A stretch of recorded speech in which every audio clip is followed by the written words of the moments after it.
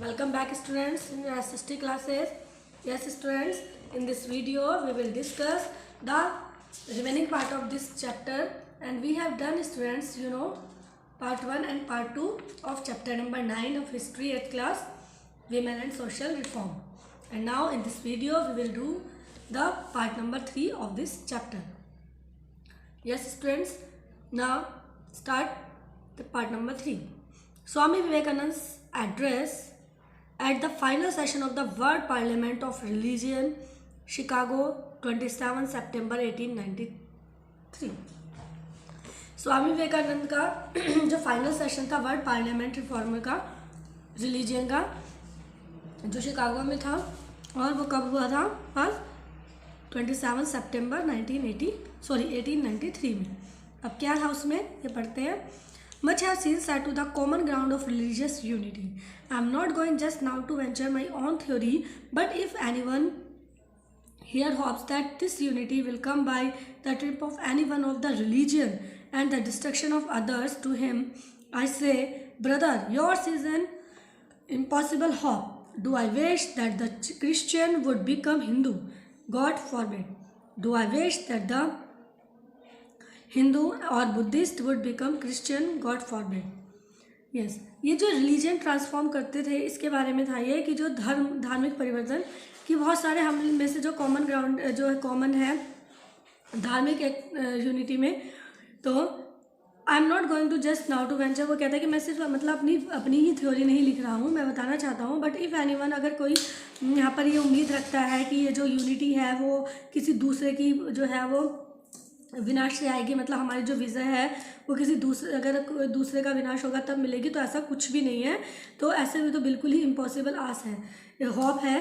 मतलब ऐसा नहीं है कि अगर हमें जीतना है तो दूसरे को हराना ही ज़रूरी है, दूसरे का विनाश ही ज़रूरी है, ये ज़रूरी नहीं है. तो कहते हैं कि अगर मैं ये उम्मीद करूँ कि जो क्रिश्चियन है वो हिंदू बन जाएंगे तो भूल जाओ कि ऐसा कुछ होगा. और अगर मैं विश करूँ कि हिंदू है जो बुद्धिस्ट बन जाएंगे या हिंदू वो क्रिश्चियन बन जाएंगे, तो गॉड फॉरबिड कि उसके लिए भूल जाओ. The seed is put in the ground and the earth and air and water are placed around it. कि अगर पृथ्वी में कोई भी बीज बोया जाता है तो उसमें हवा, पानी, वाटर ये सब दिया जाता है. Does the seed become the earth? तो क्या अर्थ तो वो जो बीज होता है तो क्या वो धरती बन जाता है या हवा बन जाता है या वाटर बन जाता है? रहेगा तो बीज ही ना. No, it becomes a plant. ना वो क्या बनता है? प्लांट बनता है सीड से. It develops after the law of its growth. और वो एक जो है एक लॉ होता है, एक नियम होता है उसके डेवलपमेंट का, उसकी ग्रोथ का. वो क्या है?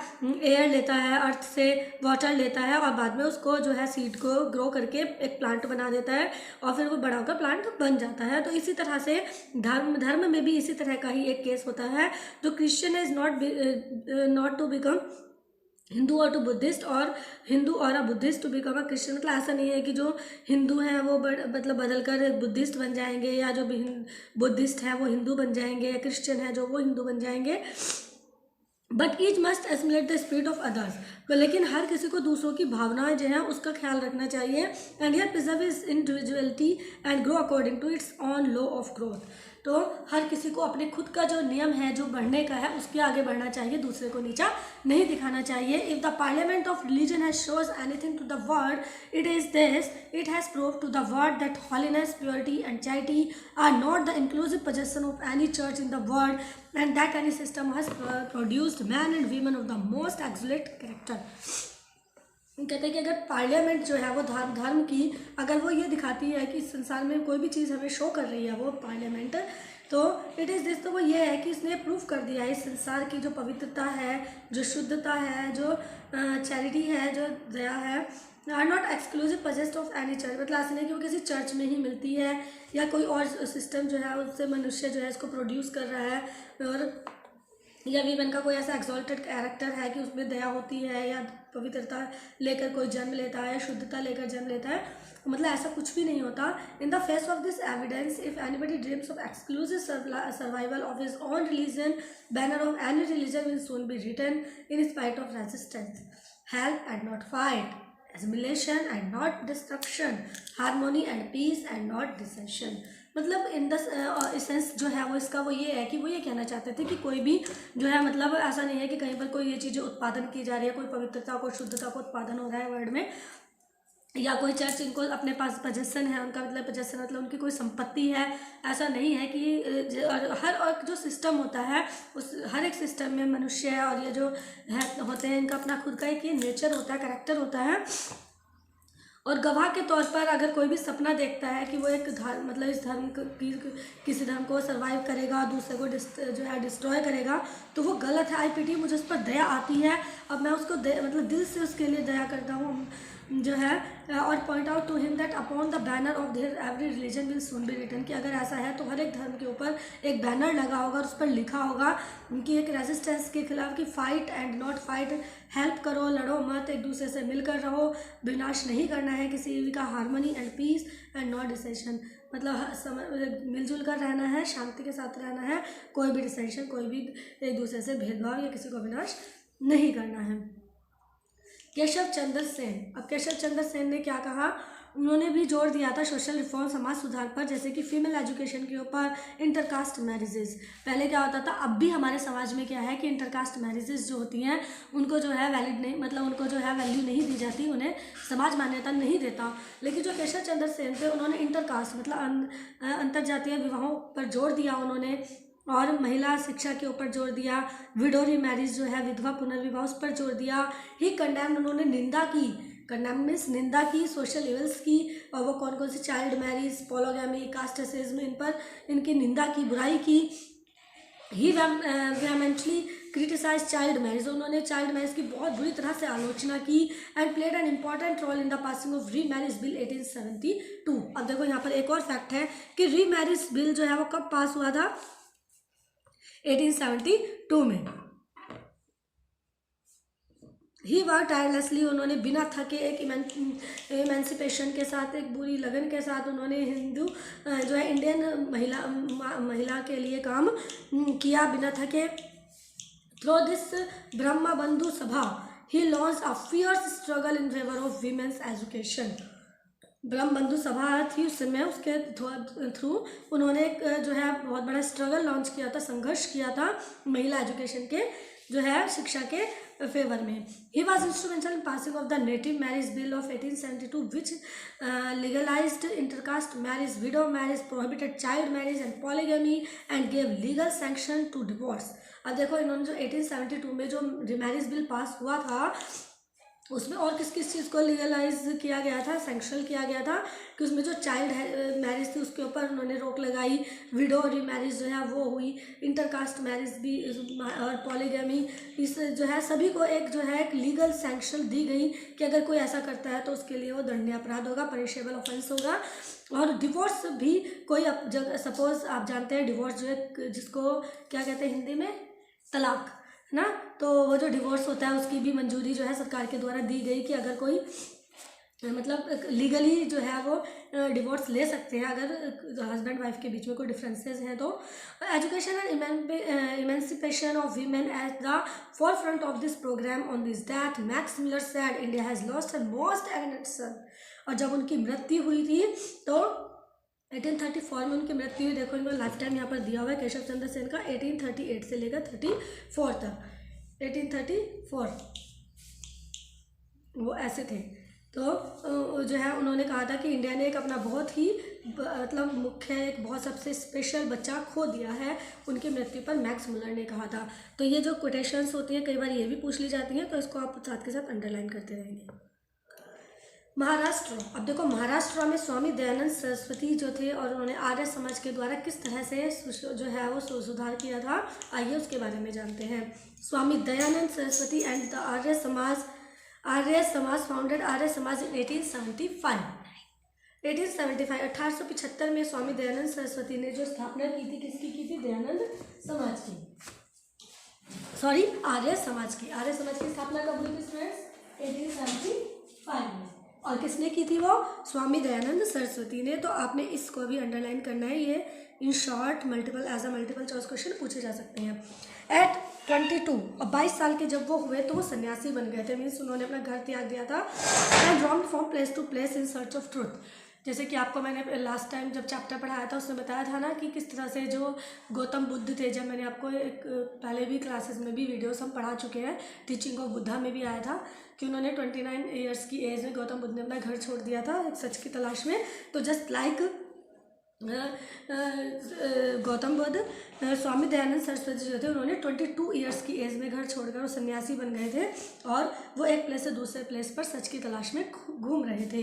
The following reforms took place in the society, इसके इन्होंने भी बहुत सारे एफर्ट्स किए थे आर्य समाज में दयानंद सरस्वती ने, और वो क्या क्या मतलब उन्होंने बदलाव लेकर आए, क्या क्या सुधार किया, ये जानते हैं उसके बारे में। उन्होंने जो है डिनाउंस सती, सती तो समाप्त की। इट एडवोकेटेड जो है विडो रीमैरिज में भी इन्होंने एडवोकेट किया था, वकालत की थी उसके ऊपर भी। It was greatly oppose to child marriage, तो उन्होंने पूरी तरह से बाल विवाह का विरोध किया। इट सेटअप ऑर्फनेज, और उन्होंने ऑर्फनेज मतलब ऑर्फनेज क्या होता है, जो अनाथ बच्चों के लिए घर होते हैं, अनाथालय बनवाए, विडोज आश्रम, और जो विडो विधवा, जैसे आपको बताया कि जो विधवा थी वो डिपेंडेंट होती थी पहले फाइनेंशियली, फिजिकली पूरी तरह से अपने हस्बैंड पर डिपेंड होती थी। मृत्यु के बाद उनको बर्डन माना जाता था, family members as a burden उनको ट्रीट करते थे। तो जो विडो थी उनके लिए भी आश्रम बनवाए कि वहाँ पर जाकर जो विधवा है, जो विवाह नहीं करना चाहती हैं, वो उस आश्रम में रह सकती हैं। The Arya Samaj laid great emphasis on education, women education. देखो ज़्यादातर रिफॉर्मर्स जो रहे हैं उन्होंने वीमेन एजुकेशन पर बहुत ज़्यादा जोर दिया है। जस्ट लाइक दयानंद सरस्वती जो थे उन्होंने आर्य समाज जो है उसमें जो था उसने बहुत जोर दिया इस बात पर भी। Swami Dayanand Saraswati believe that women were equally entitled to study as the Veda like man, कि वेद को पढ़ने के लिए, वेदों को पढ़ने के लिए पहले क्या होता था, ब्राह्मण में वेद भी, जो ब्राह्मण लोग थे वो वेद वगैरह जो पढ़ते थे उसमें भी सिर्फ पुरुष लोग ही पढ़ पाते थे, जो मैन ही पढ़ पाते थे। तो उन्होंने इस बात वो विश्वास रखते थे कि जो वीमेन है, जो महिलाएं हैं, वो भी इक्वली जो मतलब है बराबर है कि वो उसको पढ़ सकती हैं। नाउ प्रार्थना समाज वाज स्टार्टेड इन बॉम्बे, ये बॉम्बे में स्टार्ट किया गया था 1867 में। इसको भी अंडरलाइन करेंगे, प्रार्थना समाज जो है वो कहाँ पर स्टार्ट हुआ था, बॉम्बे में। और कब हुआ था, 1867 में। और किसने किया था उसको, महादेव गोविंद रानादे एंड रामकृष्ण भंडारकर, ये दो लोग थे, रामकृष्ण भंडारकर एंड महादेव गोविंद रानादे, इन्होंने जो है इसको स्टार्ट किया था। The Samaj laid stress on the upliftment of the masses, education for females, abolition of purdah system and remarriage of widow. इन्होंने किस जो समाज था ये प्रार्थना समाज, इन्होंने किसके ऊपर स्ट्रेस दिया, किसके ऊपर जोर दिया कि जो वही महिलाओं को ऊपर उठाने के लिए, उनकी महिलाओं की एजुकेशन के लिए, पर्दा प्रथा को समाप्त करने के लिए, रीमैरिज ऑफ विडो, विडो की रीमैरिज जो है पुनर्विधवा विवाह, इस पर जोर दिया उन्होंने। It started night schools for working people.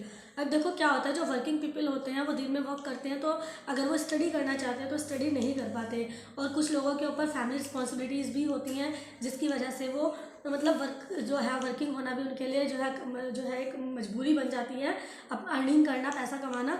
तो ऐसे लोगों के लिए इन्होंने जो है क्या किया था, प्रार्थना समाज में जो है नाइट जो है स्कूल खोले गए थे कि वो दिन में वर्क करे और रात को बैठ कर पढ़ाई कर सके, वहाँ पर स्टडी कर सके। इस तरह के स्कूल्स भी बनाए गए थे।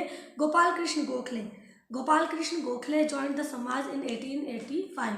ये भी आपसे क्वेश्चन किया जा सकता है कि गोपाल कृष्ण गोखले ने इस समाज को कब ज्वाइन किया था, 1885 में। He along with Ranade founded the Indian social conference in 1877। तो इंडियन भारतीय सामाजिक जो है कॉन्फ्रेंस कब हुई थी, 1887 में। और उन्होंने जो है किसने किया था, रानाडे, जो महादेव गोविंद रानाडे थे, और साथ में गोपाल कृष्ण गोखले, इन्होंने इसको फाउंड किया था, स्थापना की थी। They declared that no progress was possible in India unless Hindus and Muslim join hand. उन्होंने इस बात पर भी जोर दिया, उन्होंने डिक्लेयर किया था कि जब तक हिंदू और मुस्लिम दोनों हाथ नहीं मिला लेते, यानी कि जब तक वो मिलजुल कर नहीं रहेंगे, तब तक इंडिया प्रोग्रेस नहीं कर सकता, क्योंकि इंडिया में हिंदू मुस्लिम दोनों धर्म के लोग रहते हैं। गोपाल हरि देशमुख एंड ज्योतिराव गोविंदराव फुले। अब देखिए इनके बारे में पढ़ते हैं। They worked for the upliftment of the downtrodden and women। जो डाउनट्रोडन थे, जो पिछड़े वर्ग के लोग थे, उनको ऊपर उठाने के लिए और वीमेन को उठाने के लिए इन्होंने वर्क किया, गोपाल हरि देशमुख और ज्योतिराव गोविंदराव फुले ने। In 1848 they started schools for girls and low caste children.